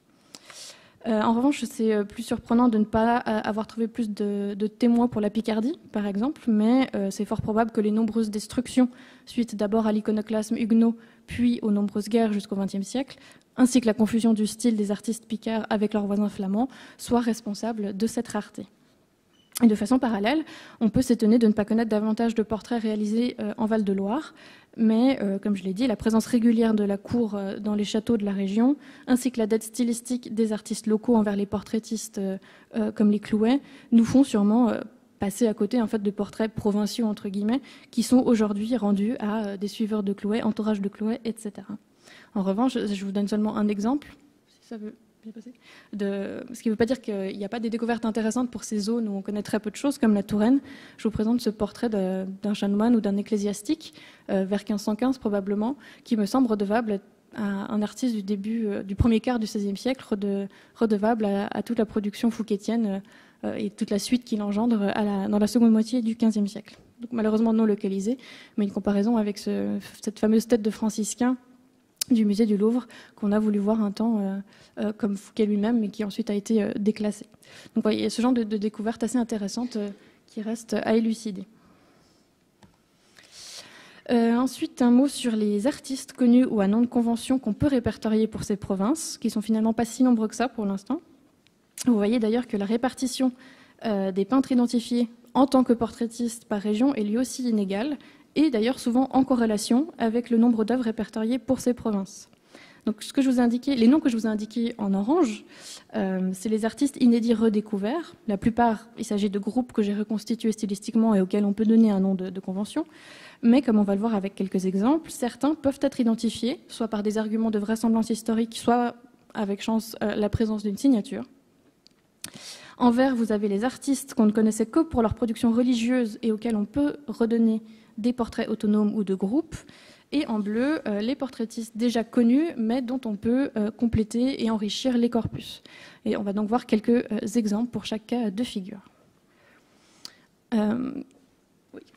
En ce qui concerne donc, les artistes ressuscités, j'ai pu émettre une hypothèse basée sur donc, des éléments de vraisemblance historique pour exhumer, hypothétiquement pour l'instant, le peintre Jean Lagout le Jeune, qui appartient à une dynastie d'artistes angevins. Vous voyez à gauche le portrait du maire d'Angers, Jacques Ernaud. Il s'agit en réalité d'une copie du XIXe siècle, qui a été réalisée par la famille qui possédait l'original et chez qui se trouve peut-être toujours, enfin chez les descendants de laquelle se trouve peut-être toujours le tableau. Et ce tableau était autrefois exposé dans le salon d'honneur de l'Hôtel de Ville d'Angers, avant d'intégrer les collections donc, du musée. Et ce qui est intéressant, c'est que d'après des témoignages du XIXe siècle, des portraits réalisés par la dynastie des Lagout se trouvaient précisément à l'Hôtel de Ville. Et il se base pour cela sur un témoignage du premier tiers du XVIIe siècle, du greffier Jean Louvet, qui vient de la ville, qui nous dit, je cite, « Les Lagout, père et fils, peintres grandement estimés pour peindre, comme il se peut voir tant dans les églises qu'à l'hôtel et maison de la ville, où il y a des portraits au naturel de grand nombre d'habitants de la ville d'Angers, de qualité, tant de justice, maires, échevins, ecclésiastiques et autres habitants d'honneur et de qualité, juges et consuls. » Et en fait, c'est cette présence précoce du portrait de maire à l'hôtel de ville, où d'ailleurs, à l'hôtel de ville, c'est là qu'on expose fréquemment des portraits de maire dès la fin du XVIe siècle, même avant, conflué avec le témoignage de Louvet, qui nous incite à imaginer que le tableau, copié d'après une œuvre réalisée probablement au tout début du XVIIe, serait dû à Lagout le Jeune, qui naît vers 1560 et qui meurt en 1641, et qui était très reconnu apparemment pour ses portraits. Donc c'est une hypothèse comme ça un peu fragile, mais en fait elle se consolide quand on connaît l'existence de la gravure que vous avez à droite, d'après un probable autoportrait de Lagout le Jeune, qui, vous voyez, malgré les transpositions techniques, établit un rapport stylistique assez suggestif avec la toile du musée. En tout cas, il nous fournit des pistes pour chercher ces originaux encore perdus. Parmi les peintres inédits exhumés de l'oubli, on peut mentionner Roland de la Chapelle, qui est le nom d'un peintre trouvé à Fontenay-le-Comte en 1609, et auquel on peut rattacher cette miniature passée sur le marché de l'art il y a 10 ans, qui représente un A. Gallier, qui en réalité est probablement André Gallier, maire de Fontenay-le-Comte, signé La Chapelle 1608, donc un an avant que ce Roland La Chapelle soit signalé à Fontenay-le-Comte. Donc je pense qu'il n'y a pas trop de doute sur cette identification. Probablement un peintre étranger, peut-être flamand, vu la qualité et le style de la miniature, et pour l'instant isolé, mais auquel on pourra peut-être dans le futur rattacher d'autres portraits. Donc, même si parfois on trouve la présence de signature, ça ne veut pas dire qu'on peut la rattacher, comme le cas de La Chapelle, à un nom d'archive. Je vous présente, c'est aussi un peu un appel à l'aide, comme Clémence, ce tableau trouvé dans la documentation du Louvre, qui est signé sur le parchemin que tient l'homme. Donc c'est le tableau qui est au milieu. Et on distingue à Bartholoméus quelque chose, Cup, Lup, et la date de 1586. Qui se base probablement sur un modèle italien, comme vous le voyez avec la comparaison avec ce portrait de Ferdinand Ier de Médicis par Bronzino. Donc plusieurs hypothèses s'offrent à nous, puisqu'il s'agit en fait d'un modèle probablement français, probablement André de Haranque, qui appartient à une famille établie entre le Forez et l'Auvergne, comme nous dit l'inscription et les armoiries. Donc s'agit-il d'un peintre italien établi en France ? Est-ce qu'il s'agit d'un Français qui est allé en Italie, qui est revenu ? Est-ce que le tableau a tout simplement été réalisé en Italie lors d'un déplacement du modèle ? Donc, plusieurs hypothèses. De nouveau, une œuvre assez isolée. En tout cas, si vous arrivez à lire la seconde partie de la signature, qui malheureusement est recouverte par des retouches et les craquelures la rendent difficilement lisible. En tout cas, ce n'est pas de refus. Ensuite, en ce qui concerne les peintres connus déjà comme portraitistes, mais dont on peut progressivement enrichir les corpus, je prends l'exemple un peu mascotte maintenant de Giovanni Capassini. Vous voyez au centre 3 portraits un peu plus grands, qui étaient en fait les seuls connus depuis 1994, et ce jusqu'en 2019, lorsque Raphaël Villa et Cécile Scailleret ont respectivement pu ajouter 5 et 2 portraits au corpus. Et depuis 2021, avec un collègue genevois, Raphaël Villa, on a pu en ajouter 4 autres dans un article, et 4 autres seront présentés dans un nouvel article qui paraîtra en début d'année prochaine. Ce qui fait que le total se monte maintenant à 18. Donc c'est un cas assez exceptionnel pour la France. Et c'est le cas aussi de son élève Étienne de Martelange, qui lui est d'origine française, alors que je ne vous présente pas, mais que vous retrouverez donc sur Agora. Et enfin, parmi les artistes connus encore il y a peu uniquement pour leur production religieuse, il faut citer l'activité de portraitiste indépendant du maître de Dindeville, que j'avais commencé à esquisser en 2017 en lui attribuant le portrait de Jean de Langeac, évêque de Limoges, c'est le portrait que vous avez tout à gauche. Et à nouveau, en collaboration avec Raphaël Villa, on a pu rédiger un petit livre qui sera présenté plus en détail par Frédéric Elsig, plusieurs portraits autonomes qui étaient considérés comme des œuvres d'artistes néerlandais, mais de façon un peu abusive. 3 portraits, donc l'homme dit aux belles mains, avec au revers cette Lucrèce, qui permet de sauter le pas définitivement, cette jeune femme inconnue, et ce jeune homme inconnu habillé à l'italienne, et qui tend à consolider l'identification de ce maître de Dindeville avec le Harlemois Bartholomeus Pons, qui se trouve à Rome en 1517-1518 et qui réagit aux inventions de Raphaël et de Sebastiano del Piombo. Donc vous voyez avec ces 2 exemples de Capassini et du maître de Dindeville, Capassini est originaire de Florence et maître de Dindeville néerlandais, ça souligne vraiment l'importance de ces présences étrangères au sein du royaume de France, et ce dans toutes les régions. Et ils semblent évidemment appréciés pour la qualité de leur style, qui clash un peu avec la majorité des œuvres anonymes qui sont souvent assez médiocres, même si certains artistes français présentent de belles factures. Et c'est le cas de cette main que j'ai pu isoler de l'atelier de Corneille de Lyon. Donc vous voyez 4 portraits. Alors il y en a un 5e que je ne vous montre pas, et qui constitue une série de portraits réalisés dans les années 1555-1560, tous très similaires, endettés envers Corneille, mais d'une facture beaucoup plus vaporeuse et presque miniaturiste. Et donc l'inscription qui se trouve au revers du portrait tout à gauche, qui lit Brontinus, Pincit Anno 1561, même si elle semble un peu retouchée et repeinte, pourrait faire office de signature originale, et pourrait, je pense, correspondre à un certain Jean Bretin, qui est un peintre documenté à Lyon, entre 1528 et 1552, où il se trouve certainement à Avignon. Et en bas, 2 portraits un peu plus hypothétiques, mais qui me semblent non pas de Corneille lui-même, mais peut-être redevables à ce Jean Bretin, à ce maître de 1561, comme je l'appelle pour le moment, de façon un peu plus prudente, et qui pourrait donc correspondre à un début de carrière à Lyon, avant que le modèle de Corneille ne soit davantage intégré. En tout cas, c'est des résultats que vous pourrez retrouver dans un article qui paraît le mois prochain dans la revue des Musées de France. Alors évidemment, en dehors de ces cas plutôt rares en fait, d'artistes identifiés, la majorité des œuvres qui composent le corpus et que vous allez retrouver en ligne sont anonymes et d'ailleurs isolées, de qualité extrêmement variable, et qui d'ailleurs continuent à se standardiser tout au fil du XVIe siècle. Donc on retrouve toujours un peu ces formats en buste, voire à mi-corps, de 3/4, avec des inscriptions et des armoiries parfois. Et je vous montre ici simplement 4 exemples tirés un peu au hasard de 4 régions différentes, mais il y a un bourguignon et un champenois pour Cécile. Voilà, donc ici 4 exemples de modèles identifiés, mais dont les peintres pour le moment demeurent anonymes. Donc dans les notices qui restent encore à venir, donc dans les 3 mois qui me restent, je vais réaliser des notices d'œuvres que j'appelle inclassables entre guillemets, c'est-à-dire qu'on a le droit d'estimer qu'elles sont réalisées en France par l'examen du style, mais qu'on peine encore à rattacher à une province particulière. Donc à nouveau, il va falloir faire une espèce de tri dans cette masse informe et encore un peu insaisissable d'anonymes. Mais je vais surtout me concentrer sur les groupes qu'on peut reconstituer, donc redevables à une seule personnalité, ou peut-être sur les œuvres aussi de meilleure qualité ou un peu plus intrigantes. Je vous montre simplement 2 exemples. À gauche, c'est seulement 4 exemples parmi une quinzaine d'œuvres d'une personnalité assez intrigante qui est grenobloise. Je ne vous présente pas tout le développement puisqu'il va faire l'objet d'un article à nouveau avec Raphaël Villa, en tout cas un artiste assez intéressant, surtout actif dans les années 1580. Et à droite, un artiste qui semble naviguer entre la France et les Flandres. Plutôt, pour l'instant, je penche pour la France, qui fait penser qu'il doit être actif dans une région limitrophe, peut-être à l'est. Et pareil, on a un corpus d'une dizaine d'œuvres assez intéressantes. Il faudrait faire un travail vraiment de distinction des mains, parce qu'on semble avoir des variables entre les œuvres, donc probablement l'intervention d'un atelier. Donc ça, c'est typiquement le genre de choses qui va être dans cette section inclassable.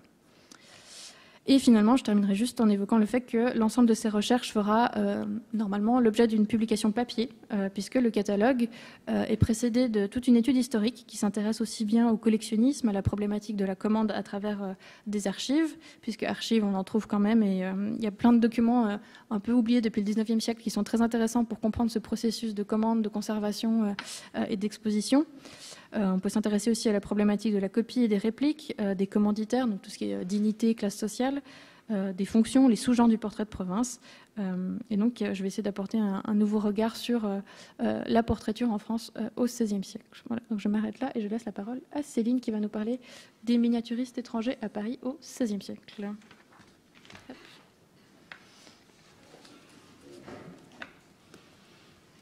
Pour introduire Céline, elle travaille surtout sur la miniature, le portrait en miniature en France au XVIe siècle, et elle fait partie des personnes qui se sont attachées au recensement. Elle a obtenu une vacation pendant 1 an il y a quelques années, juste à partir du Covid, enfin ça a commencé, et puis jusqu'à l'an dernier pour travailler sur la base, et elle beaucoup enrichi la base de portraits de cour, puisque le domaine de la miniature lui fait quand même vraiment fréquenter les milieux de la cour.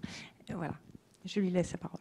Merci Cécile, et merci pour l'invitation, puisque en effet j'ai pas eu l'occasion de beaucoup enrichir la base cette année due à mes nouvelles fonctions au musée du Louvre, mais je suis contente de pouvoir faire un point d'étape qui est aussi une introduction à une communication que je donnerai avec Anne-Valérie Dulac, maîtresse de conférence à l'Université de la Sorbonne, au Congrès international d'histoire de l'art qui aura lieu à Lyon en juin 2024. Et c'est également pour rebondir sur la nouvelle nomination en fait le nouveau nom de cette base, qui n'est plus donc le recensement de la peinture française, mais de la peinture produite en France, en bien évidemment mettant un accent sur les étrangers présents à Paris, et donc dans mon cas principalement les miniaturistes. On le sait, il y a un grand nombre d'artistes étrangers présents à Paris au XVIe siècle. Pour en citer quelques-uns, Rosso Fiorentino, Niccolò Della Batte et Ruggiero de Ruggieri, par exemple, pour le côté italien, ou encore Jos van Cleve pour les Flamands. Et donc ces artistes viennent enrichir la production locale, mais ils viennent également dans un environnement, ils s'intègrent dans un environnement extrêmement compétitif, comme l'a démontré Guy-Michel Leproux dans son article dans les actes du colloque Pictor, dont les actes viennent d'être publiés l'année dernière, je crois. Et cette compétitivité est également visible chez les miniaturistes, et c'est ce que je vais vous montrer aujourd'hui.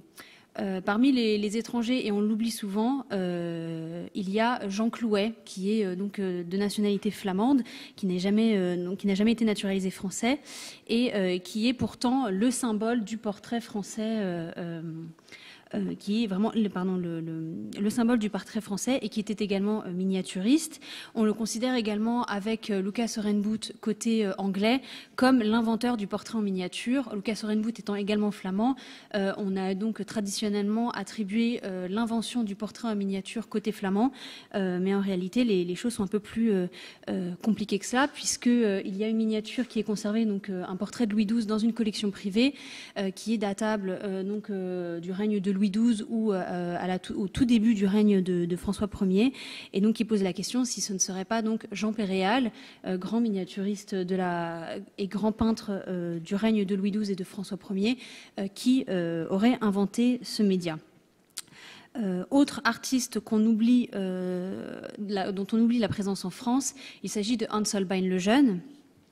Ce dernier vient en France en 1524. Les sources nous indiquent qu'il est venu offrir un portrait d'Erasme au fils d'un notable de Bâle où il était alors installé. Mais beaucoup d'historiens ont considéré que sa présence lui a permis d'étoffer son art et en particulier d'apprendre la technique qu'on appelle des 3 crayons, donc pierre noire, sanguine et craie. Et on a souvent suggéré qu'il aurait vu en fait l'art de Léonard de Vinci. Et en réalité, on peut poser la question plutôt d'une rencontre entre Jean Clouet et Hans Holbein, puisque Jean Clouet était également un maître de cet art, du crayon donc à 3 couleurs. Et comme on peut le voir ici, par comparaison avec un autre dessin de Hans Holbein qui n'était que de 1523, alors évidemment l'autre dessin est plutôt dédié à la gravure, donc il y a vraiment 2 types de dessins différents. Mais en tout cas, on voit bien la différence technique entre donc ce dessin de 1523 et celui de 1524, qui est en réalité une copie de sculpture donc de Jeanne de Boulogne, qui est une copie d'une sculpture qui est à la cathédrale de Bourges. Je tiens aussi à faire une petite précision que Hans Holbein, même s'il n'est là que pour quelques mois en 1524 et qu'a priori il n'a pas travaillé à la cour, il a une influence sur l'art du portrait de cour en France au XVIe siècle, puisque grâce aux échanges diplomatiques et aux échanges de portraits entre Henri VIII et François Ier, mais également aux commandes des diplomates présents à Londres, certains portraits sont présents dans la culture visuelle française, et en particulier celui des ambassadeurs, qui est aujourd'hui un des chefs-d'œuvre de la National Gallery à Londres. Et pour revenir justement sur cette accointance, on va dire, technique et stylistique entre Hans Holbein et Jean Clouet, on peut notamment donc mettre en comparaison ces 3 miniatures. Traditionnellement, il est dit que Hans Holbein aurait appris l'art de la miniature auprès de Lucas Horrenboot, qui est donc le miniaturiste de Henri VIII, roi d'Angleterre. Toutefois, quand on met donc côte à côte 3 miniatures, donc une de Hans Holbein, une de Jean Clouet et une de Lucas Horrenboot, on se rend compte quand même que l'accointance stylistique et je dirais même presque technique est quand même penche plutôt vers, en tout cas, un rapprochement entre Jean Clouet et Hans Holbein. Et j'ai hâte de pouvoir voir ces 3 miniatures côte à côte pour faire un examen beaucoup plus approfondi. Les carrières brillantes de Holbein et Clouet et les relations plus ou moins cordiales entre la France et l'Angleterre, qui sont les 2 principales nations ayant produit le portrait en miniature sur Velin, pardon, j'ai oublié de le préciser, ont permis donc le développement de ce média qui vraiment explose dans la seconde moitié du XVIe siècle et qui participe également, comme tu viens de le dire Camille, au développement du portrait dans la deuxième moitié du XVIe siècle. Et donc finalement, quand on voit qu'on n'a que 3 grands noms, je dirais, pour le début du XVIe siècle, à partir des années 1550, ce média n'est plus l'apanage d'un atelier, mais vraiment peut être demandé à n'importe quel artiste de cour.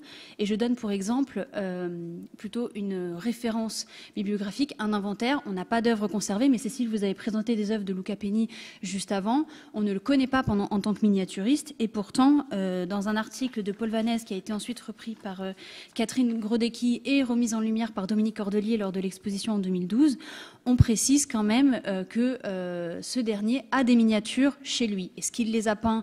Est-ce qu'il les avait chez lui par modèle? On ne sait pas exactement, mais enfin la mention du fait qu'il n'y ait pas d'autres peintres, que ce n'est pas précisé qu'il était peint par un autre peintre justement, permet de suggérer que Luca Penny a peint des portraits en miniature.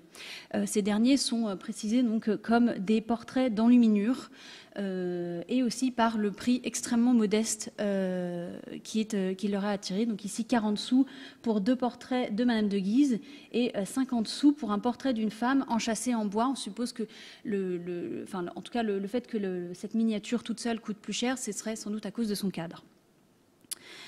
Donc on voit qu'il y a quand même un très grand nombre de miniatures qui sont produites. Dans le catalogue à l'heure actuelle que je suis en train de rédiger pour ma thèse de doctorat, j'en ai compté environ 300, dont 90 perdus.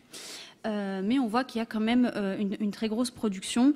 Et donc, je vous propose un panorama de quelques œuvres qui étaient visibles ou qui ont été produites à la cour de France entre 1550 et 1570, pour avoir en tête non seulement les œuvres de l'atelier de François Clouet, qui était, en tant que fils de Jean Clouet, a repris son atelier et donc était à la tête d'un atelier, excusez-moi, c'est redondant, extrêmement important à la cour de France, mais également d'avoir en tête un certain nombre d'œuvres qui étaient à la cour qui ont transité par les relations diplomatiques ou tout simplement par les commandes de cour. Donc ici, un portrait de Lévina Tirling, qui est la miniaturiste depuis Henri VIII d'Angleterre jusqu'à Élisabeth Ier, donc environ entre 1545 et sa mort en 1576. Et il y a eu énormément d'échanges, notamment lors d'un possible mariage entre Édouard VI et Élisabeth de Valois, qui ne s'est pas soldé puisque Édouard VI meurt à 16 ans. En 1548, un portrait de François II, par François Clouet, qui donc vient de rejoindre tout récemment les collections du musée du Louvre. Et enfin, un portrait d'Élisabeth Ier par Nicolas Siliard, envoyé à Catherine de Médicis en 1571. On n'est pas sûr que ce soit exactement ce portrait-ci, mais enfin le fait qu'il y ait la date et que nous ayons les archives des lettres, des correspondances diplomatiques qui nous indiquent que Catherine de Médicis reçoit ce portrait, qu'elle l'adore et qu'elle en demande même un du favori d'Élisabeth Ier, du duc de Leicester, du comte de Leicester, montre bien quand même qu'il y a vraiment un goût pour ce type de portrait. Et pour justement rebondir sur Nicolas Siliard, ce dernier vient à la demande de François d'Alençon, le frère de Henri III et fils de Catherine de Médicis. Il vient à la cour entre 1576 et 1578 et il produit un certain nombre de miniatures dont le plus bel exemple est un portrait de Henri III qu'il fait assez rapidement après son arrivée à Paris, vers 1577 vraiment ou plus tard, et donc qui provoque quand même une certaine émulation au sein de la cour, puisqu'il a une technique totalement différente par rapport à celle des miniaturistes français, qui s'appuient vraiment sur le crayon, sur le dessin qui est ensuite transcrit en peinture, éventuellement en vitrail, en émail et en miniature, alors que Nicolas Siliard travaille ad vivum et aussi a une technique spécifique à l'orfèvrerie. Et on voit d'ailleurs la réponse de Jean Decour, qui est la seule œuvre signée de ce dernier, qui vient d'être récemment découverte et qui a rejoint les collections du Houston Museum of Fine Arts. L'influence de Nicolas Siliard n'a pas été seulement au sein de la cour, mais aussi d'un point de vue technique. Pour montrer avant-dernière œuvre, cette miniature qui est également conservée au musée du Louvre, qui représente le bel Entraguet. J'aurais dû mettre une photo du dessin qui est conservé à la Bibliothèque nationale de France, puisqu'on voit qu'il n'y a plus rien à voir par rapport au dessin qui aurait été produit, je ne sais plus à qui a été donné, mais peut-être à Dumontier. Et on voit véritablement la différence. On s'éloigne du dessin pour quelque chose de beaucoup plus pictural, beaucoup plus lisse, beaucoup plus idéalisé, mais surtout, on remarquera au niveau de l'aigrette, au niveau du rubis, en fait, le rubis n'est pas peint avec de la peinture, il est fait avec de la résine, et cette résine est caractéristique de l'art de Nicolas Siliard. Il n'y a que lui qui le fait, puisqu'il l'a appris via sa formation d'orfèvre. Donc voilà, il s'agit vraiment d'une petite communication, d'un point d'étape que j'espère enrichir et dont les notices viendront en 2024, promis. Je ne me suis pas hasardée après Henri III parce qu'a priori, selon mes premières constatations, il y a très peu de portraits produits sur vélin. Donc vraiment qui ressemblent à des choses quand même assez précieuses, petites, enchâssées dans des boîtes d'ivoire ou dans des médaillons. Et on pourrait presque dire que ce type de portrait est lié à l'art d'Élisabeth Ier du côté anglais et du côté français de la cour des Valois. Et lorsque Henri IV monte sur le trône, on n'a qu'une seule miniature que je cherche d'ailleurs. Et en fait, toutes les miniatures qui sont produites au début du XVIIe siècle sont dans la mouvance de Franz Pourbus le Jeune, donc des miniatures sur cuivre, comme a pu en montrer un exemple Camille.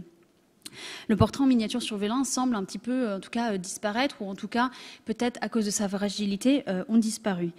Toutefois, l'amitié entre France et Angleterre continue et on fait à ce moment-là appel aux spécialistes qu'on considère, donc les Anglais, et donc je citerai Pierre Olivier, fils de Isaac Olivier, miniaturiste huguenot rouennais, lui-même Isaac, élève de Nicolas Siliard. Pierre Olivier vient à la demande de Marie de Médicis entre 1611 et 1613 à la cour de Marie de Médicis et lui peint cette miniature. Et un peu plus tardivement, sous Louis XIV, Jean Petitot et Samuel Cooper forment une véritable alliance entre France et Angleterre pour donc offrir des portraits en miniature sur vélin en France et des portraits sur émail en Angleterre. Je vous remercie. Et donc, je laisse la parole au professeur Frédéric Elsig. Merci. Alors donc, Frédéric va conclure cette cette table ronde. Une chose que j'ai oublié de dire au début, c'est que j'aimerais bien qu'on puisse échanger malgré tout, malgré le temps qui passe. Et Frédéric, voilà, je ne sais pas comment l'introduire autrement que comme une espèce d'archéologue de la peinture française et d'œil concernant la peinture française du XVIe siècle, et évidemment l'interlocuteur privilégié pour avancer dans cette étude. Voilà, merci beaucoup Cécile, c'est un plaisir de se retrouver ici d'année en année pour faire un peu le point de la situation et évoquer à la fois les nouveautés de cette base, de ce recensement, mais également ses enjeux. Et donc, je voulais commencer simplement par rappeler que le recensement de la peinture produite en France au XVIe siècle avait des racines dans l'histoire de l'art. Naturellement, l'entre-deux-guerres a été un moment extraordinairement fertile pour constituer des corpus, et on va dire qu'à partir des années 1920, c'est un enjeu national que de produire, que de publier des corpus avec des illustrations naturellement de plus en plus abondantes à partir de ce moment-là. Alors je mentionne les plus connus de ces corpus qu'on peut dire géochronologiques, c'est-à-dire qui s'intéressent à reconstruire une école nationale de peinture en prenant en compte non pas leur lieu de conservation mais leur lieu de production, et donc en ramenant des œuvres aussi bien des collections publiques que privées, que du marché, etc. C'est le cas, par exemple, du corpus de la Altniederländische Malerei de Friedländer, de Max Friedländer, paru en 13 volumes entre 1924 et 1937, donc vous avez le portrait en haut à gauche, également de Richard Hoffner, dont vous connaissez le corpus de la peinture italienne. J'aurais pu montrer Berenson, mais le corpus de Hoffner, paru en 12 volumes entre 1930 et 1965, a fait date, et il est également exemplaire au niveau des notices qu'il a mises au point. Puis en bas à gauche, Chandler Post, qui a fait le même travail pour le corpus de la peinture espagnole de la fin du XIVe siècle jusqu'au XVIe siècle. Ce sont également 14 volumes de 1930 à 1966, et c'est une somme tout à fait extraordinaire. On a souvent un peu dévalorisé le travail de Chandler Post, alors que c'est un connaisseur de tout grand niveau et qui a constitué des corpus qui encore aujourd'hui fonctionnent tout à fait. Et enfin, naturellement pour l'Allemagne, la Gotische Malerei der Gotik de Alfred Stange, paru en 11 volumes entre 1934 et 1961, qui est un ouvrage alors beaucoup plus contesté, également pour des raisons on va dire idéologiques et les idées politiques de son auteur, mais également parce que sur le plan stylistique, plusieurs de ces groupes ont été en quelque sorte défaits à partir des années 60-70. 70. En France, je traduis quand même quand je suis à Paris. En France, naturellement que ce modèle géochronologique a joué un rôle absolument essentiel. Et il a été adopté par Charles Sterling très vite. On le sent déjà dans sa première synthèse de 1938, dont vous avez la couverture en bas à gauche, mais surtout dans sa seconde synthèse, celle de 1941, les peintres du Moyen-Âge, qui comporte un recensement de la peinture du XIVe siècle jusqu'au début du XVIe siècle, avec des notices toutes brèves, mais avec le même modèle géochronologique de ses prédécesseurs, malheureusement peu illustré, ce qui est évidemment parfois difficile, puisque beaucoup d'œuvres sont mentionnées sans être véritablement documentées. Mais ça va être véritablement la base sur laquelle il va asseoir à peu près toute son activité de connaisseur à travers des articles parus dans différentes revues, et avec ce projet extraordinaire d'un corpus de la peinture en France, française d'abord, puis en France ensuite, au XVe siècle, qui tiennent compte non seulement de la peinture de chevalet, qui était le but en 1941, mais également des autres techniques, notamment de l'enluminure, de la broderie, de la tapisserie et naturellement du vitrail. Dès 1941, il notait que finalement la peinture sur bois avait un faible potentiel d'accroissement et qu'il fallait amorcer véritablement les corpus de l'enluminure et du vitrail. C'est naturellement quelque chose qui a été suivi et une des préoccupations de la seconde moitié du XXe siècle. Quoi qu'il en soit, ce corpus, il n'aura le temps que de réaliser son premier chapitre à la fin de sa longue vie, entre 1987 et 1990. C'est la peinture médiévale à Paris, donc en 2 volumes, qui, en effet, mélange les techniques pour donner une idée de la peinture produite à Paris à la fin du Moyen-Âge. Michel Laclotte appartient véritablement à la même mouvance et je mentionne notamment son action pour mettre en évidence la peinture produite dans les régions.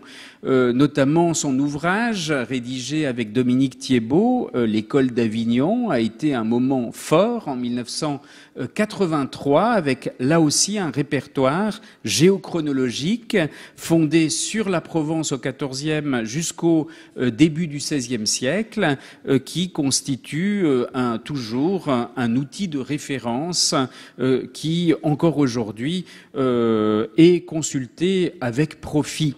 Michel Laclotte a également donné une impulsion très forte dans les régions à travers différentes manifestations et notamment 2 expositions.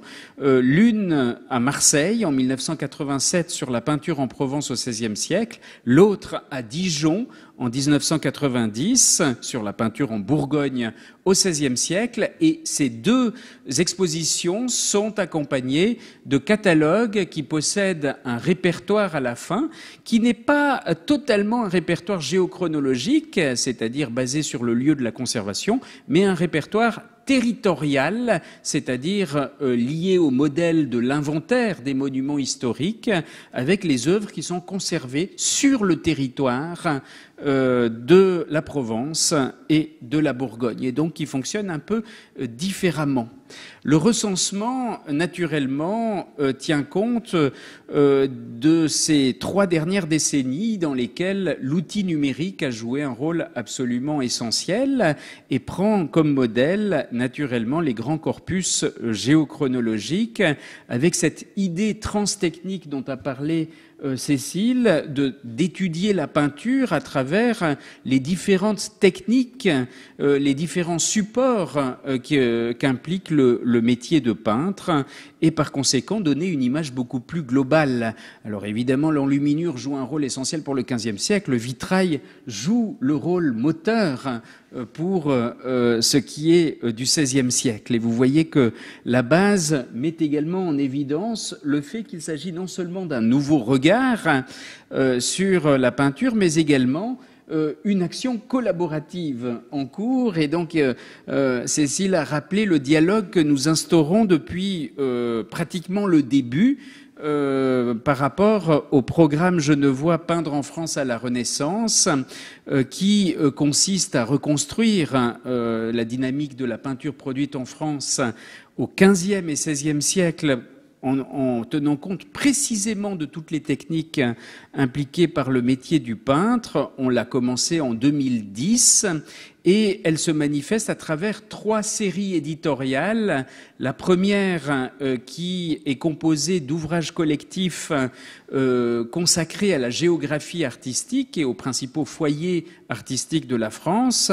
Les 2 premiers, en 2011-2012, permettaient de créer le cadre de cette géographie artistique, tandis que les suivants ont mis en évidence les principaux foyers de la création en France. Ça a été par exemple Lyon en 2014, Troyes en 2015, Dijon en 2016, Rouen en 2017, Bourges en 2018, Avignon en 2019, Toulouse en 2020, Amiens et Beauvais en 2021, Angers et Tours en 2022, et comme Cécile l'a rappelé, Paris qui, en principe, devrait paraître le mois prochain et qui va clore en quelque sorte cette première série éditoriale à laquelle s'ajoutent deux autres.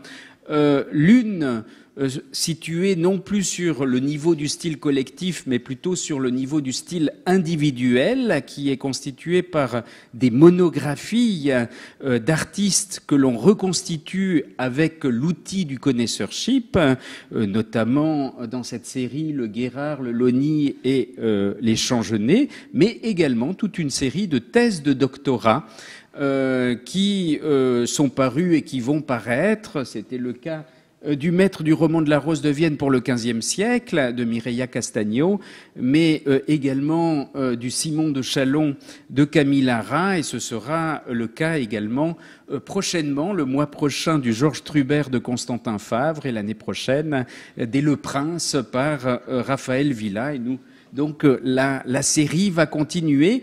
Et il m'a paru intéressant de la compléter par une troisième série, non plus au niveau du style collectif et du style individuel, mais au niveau des œuvres. Une série donc plus focalisée sur une œuvre ou un groupe d'œuvres, et que nous appelons simplement Focus, dont le premier numéro vient de paraître il y a quelques semaine et qui, vous le voyez, est due à Camille Lara et Raphaël Villa sur les portraits du maître de Dindeville, ce peintre présenté il y a quelques instants, d'origine hollandaise, arlémoise, de premier plan, et dont les auteurs ont pu reconstruire le parcours, lui attribuer de nouvelles œuvres qui donnent en quelque sorte du crédit à l'identification de ce maître avec le peintre arlémois Bartholomeus Pons, qui se trouvait à Rome en 1518 et qui a travaillé en Bourgogne, et donc probablement pour la famille d'Indeville à Polisy, c'est-à-dire ceux qui possédaient les ambassadeurs de Holbein que Céline a montré il y a quelques instants. J'aimerais terminer cette évocation en montrant tout le profit que l'on peut retirer de l'utilisation du recensement de la peinture produite en France au XVIe siècle, en prenant un cas d'étude qui me paraît tout à fait révélateur de la démarche. Comme nous avons travaillé sur Paris ces derniers temps, il a fallu donc un petit peu reprendre la question, et donc on consulte naturellement la base, le recensement, et je prends l'exemple d'une série de tableaux, 3 tableaux, dont celui-ci qui montre une conversion de Saint-Paul conservée à l'église de Gaujac, qui a été déposée par le Louvre et donc qui a une provenance très ancienne de Paris, qui remonte au tout début du XIXe siècle, et qui vous permet de comprendre à quoi ressemblent les notices, avec naturellement toutes les données de base, lieu de conservation, les questions de provenance, d'historique, la bibliographie qui est probablement la plus étoffée de toutes les bases et de tous les recensements que j'ai l'habitude de consulter, et notamment qui a la particularité d'indiquer également les différentes attributions qui ont été formulées au cours du temps. Donc tout à fait capital, et pour nous encore plus capital, c'est le fait d'avoir non seulement une photographie de l'ensemble, mais également toute une série de détails que l'on peut consulter et qui permettent de faire des liens entre les œuvres recensées, puisque chaque notice renvoie aux notices reliées. En l'occurrence, cette conversion de Saint-Paul est reliée à 2 autres tableaux qui montrent l'un la lapidation de Saint-Étienne, aujourd'hui conservée au Musée national de la Renaissance à Écouen, l'autre une déploration du Christ, conservée à Mayence et qui provient là aussi d'un dépôt de l'État français au tout début du XIXe siècle, donc une provenance parisienne très ancienne, probablement de la Chartreuse de Vauvert, la Chartreuse de Paris,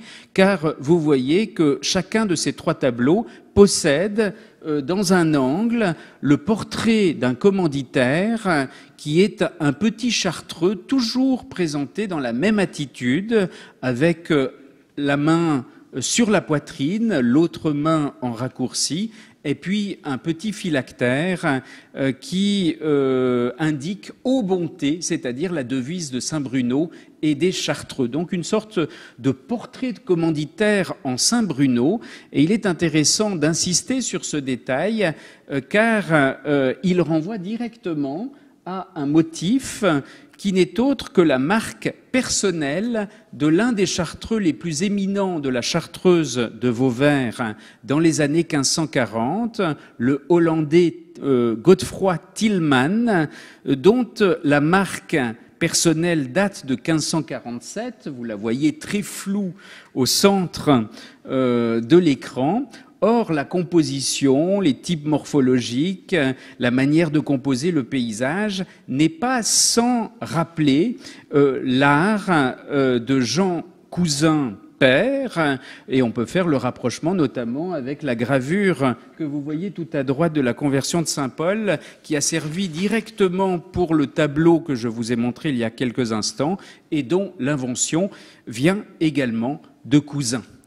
Il est donc intéressant de noter que cette marque personnelle nous donne une sorte de date, 1547, approximative comme modèle pour les commanditaires des trois tableaux, un lien avec Jean Cousin qui m'a fait mettre dans le dossier un quatrième tableau tout à fait intéressant, est totalement inconnu, qui est paru chez Sotheby's à New York en 2003, qui a été acquis par un galeriste turinois, Luigi Caretto, qui l'a vendu à un collectionneur italien. Et donc il se trouve actuellement dans une collection privée italienne. C'est un tableau d'1 mètre de hauteur sur 2 mètres de large qui montre une Pentecôte et dont le caractère français est tout à fait étonnant et n'a strictement rien à voir avec le peintre liégeois Lambert Lombard. Son invention est très italianisante.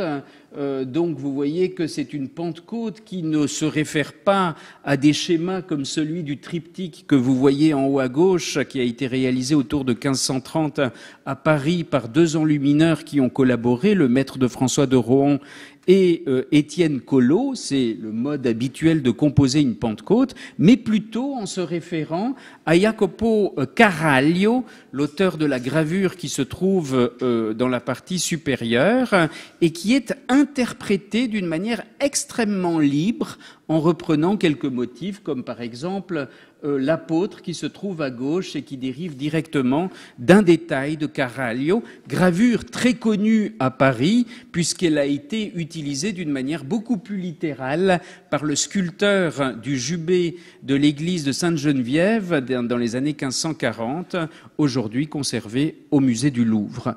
La composition, elle, dérive plus directement de Jean Cousin père, comme vous pouvez le voir, en comparant notamment avec le dessin de Darmstadt que Dominique Cordelier avait pu attribuer à Jean Cousin père, c'est-à-dire la parenté de Sainte-Anne, ou le vitrail de Chartres qui montre la présentation au temple. Dans tous les cas, vous retrouvez ces figures un petit peu dansantes devant une architecture tout à fait spectaculaire dont le dessin est très proche de l'édicule du dessin de Darmstadt. Mais c'est même dans l'exécution qu'il y a des éléments qui sont tout à fait cousinesques, notamment dans les questions morphologiques. Si l'on compare la figure féminine à celle qui se trouve dans le dessin de New York tout à gauche de la série de Saint-Mamès au milieu des années 1540, ou à la figure féminine de la justice de Trajan du musée Pouchkine de Moscou, vous remarquez une même manière de composer la figure avec ce caractère un petit peu saccadé qui caractérise le vocabulaire de Jean Cousin père. J'irai même plus loin en comparant le ductus, c'est-à-dire la manière véritablement de peindre, de poser les coups de pinceau sur le support, de créer les effets lumineux, et qui n'est pas complètement étranger à l'art de Jean Cousin, comme vous pouvez vous en rendre compte par ces frises, à la fois pour le paysage, avec les deux premiers qui montrent l'œuvre de jeunesse, le maître des signes de la fin du monde, reconstruit par Cécile comme la jeunesse de Jean Cousin père dans les années 1530 entre Sens et Troyes. Au centre, naturellement, les deux tableaux de référence que sont l'Eva Prima Pandora du Louvre et la Charité de Montpellier, et tout à droite, le tableau de la Pentecôte en collection privée qui, vous le voyez, a une écriture sensiblement différente. Ça n'est pas la main de celui qui a fait l'Eva Prima Pandora et la Charité de Montpellier, mais néanmoins une lumière un peu, on va dire, minérale, tout à fait comparable et d'origine bourguignonne, et un dessin également très voisin qui me fait pencher pour un collaborateur de Jean Cousin. Il semblerait que l'œuvre porte la date de 1557. Je n'ai pas pu encore examiner l'œuvre, donc je ne peux que le mettre au conditionnel. Si c'est le cas, ça donnerait un jalon tout à fait important dans ce dossier, avec une œuvre qui pourrait entrer prochainement dans le recensement, en tout cas, qui est une œuvre à discuter. Et c'est ce sur quoi je voulais conclure, c'est que le recensement est un outil tout à fait essentiel de la recherche dans lequel la discussion est en cours et où l'on voit que le champ de la peinture en France au XVIe siècle est un véritable laboratoire expérimental où l'on construit véritablement nos connaissances sur un domaine donné. Je vous remercie de votre attention. Merci. Avec Frédéric, on était sûr de terminer en beauté. Je suis très contente. Je connaissais pas ce tableau, donc voilà, c'est absolument révélateur de son talent, de l'intérêt des échanges et trois, de la nécessité, au fond, de la nécessité de multiplier les éléments que l'on peut partager. Et une base de données, c'est vraiment un lieu de partage. Voilà, évidemment, on a dépassé un peu le temps qui nous était imparti. Je crois qu'on peut boire un petit verre de quelque chose, de jus d'orange, ou c'est du moins ce qui était prévu.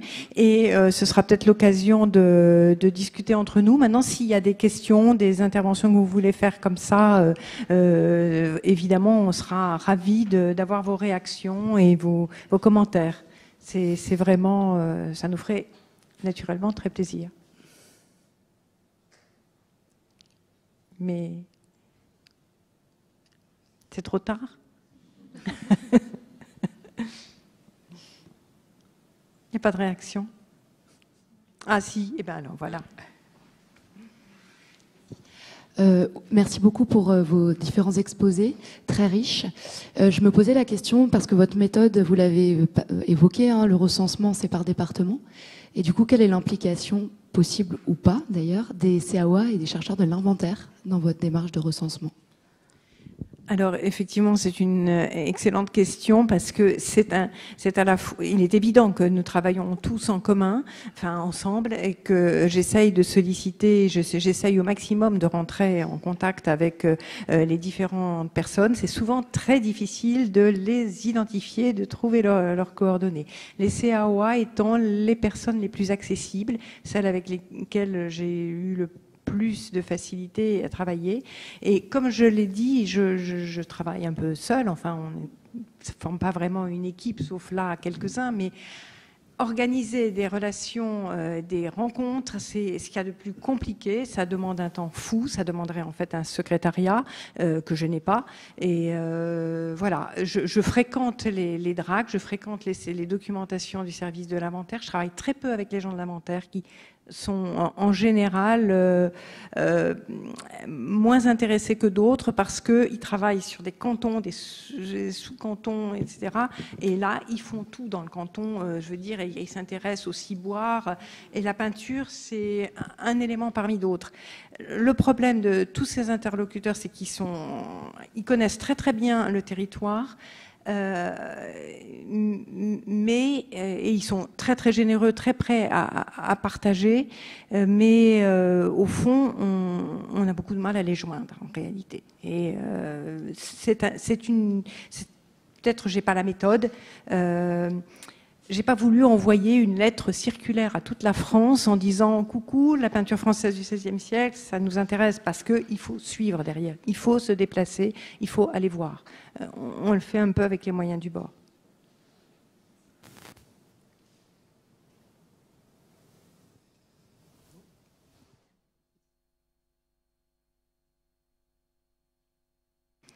Peut-être qu'avec un jus d'orange, ça ira mieux.